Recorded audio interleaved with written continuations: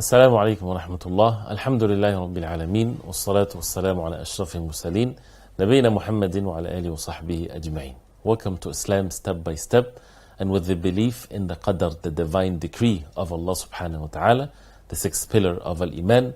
And the question that comes into the mind of some people: do we have a free will, or are we forced to do whatever Allah subhanahu wa ta'ala decreed for us? And as a result of that, is that a valid excuse for a person to say that I committed the sin because of the qadr of Allah, therefore how can I be punished? These are questions that people have out there, and the question shows that the person does not really have the understanding of what they believe in the qadr of Allah subhanahu wa ta'ala. And to answer these questions very briefly, we have a will, and Allah subhanahu wa ta'ala stated in the Quran and in the Sunnah of the Prophet ﷺ, and what basic intellect of every person would see, that we have a will. So we have a will, and the will of Allah subhanahu wa ta'ala encompasses everything. And the subject of the will, people in their life, they don't go by in their life with this such a debate that has no benefits in it whatsoever. If a person enters on his house and he finds a thief, right, would he then the thief say to that person when he's stealing his money or his furniture, he would say to him, this is the qadr of Allah? And then the owner of the house would say, yes, mashallah, this is the qadr of Allah, and he would leave him to continue stealing and looting the house? This is something that only people that lost their mind would believe in such a thing. People will take the means, and at the end, this is the qadr of Allah. The same thing when it comes to provisions.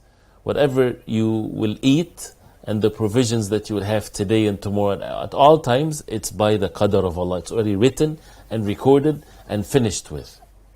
But then what do we do when it comes to provisions? Do we sit on our sofas in our homes, and expecting things to fly in the air and for the food to come into our mouth, for money to start pouring into our homes? Or do we take the means to seek provisions? We take the means, and whoever does not take the means and believe that the provisions will come flying into his mouth, he is someone that is insane.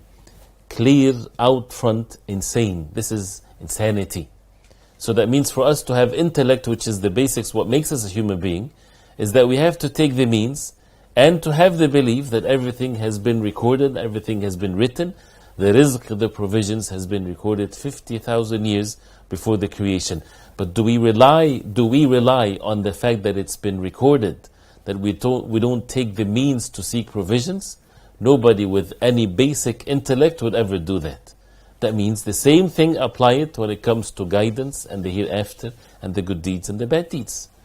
So whoever says that if everybody's recorded whether a person will be from the people of the hellfire or Jannah, then what's the purpose of actions? Do the same thing, say the same thing, the same argument when it comes to rizq, provisions, saving your life from death and so on. You won't make sense, so therefore you don't make sense. So this is insanity for someone to say he would not do anything if it's already recorded whether he is going to be from the people of Jannah or the people of the hellfire. And Allah subhanahu wa ta'ala says in the Quran, to the people when they enter Jannah or the hellfire, they enter by their actions. Their actions are the means of their being admitted to the Jannah or the hellfire. And therefore the excuse is not a valid excuse.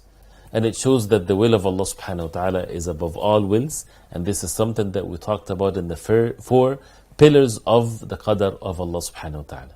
So again, to answer these questions are not valid to start with. And the validity of it, as we heard, that everybody on the face of earth are held accountable by their actions. No court of law would give the people then the free passage of being innocent if they committed crimes, because this is the qadr of Allah. You don't deal with it in your life. You don't let your rights being abused, because this is the qadr of Allah.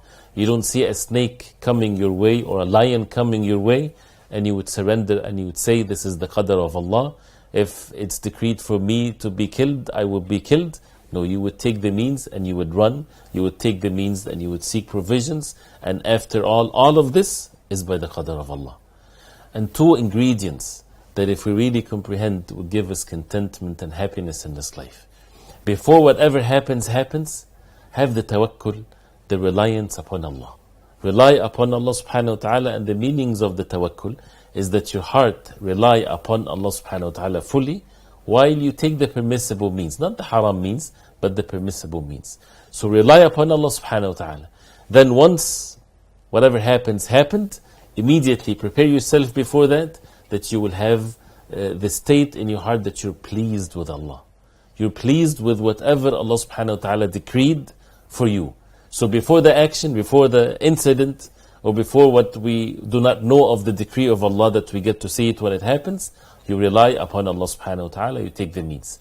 Things happened, you're pleased with Allah subhanahu wa ta'ala. So if someone driving his car, taken all the means and the precautions, and then he had an accident, he should be pleased with Allah subhanahu wa ta'ala that this is something that has been decreed. But before that, he was taking the means and relying upon Allah subhanahu wa ta'ala. وصلى الله وسلم وبارك على محمد وعلى آله وصحبه وسلم والسلام عليكم ورحمة الله وبركاته.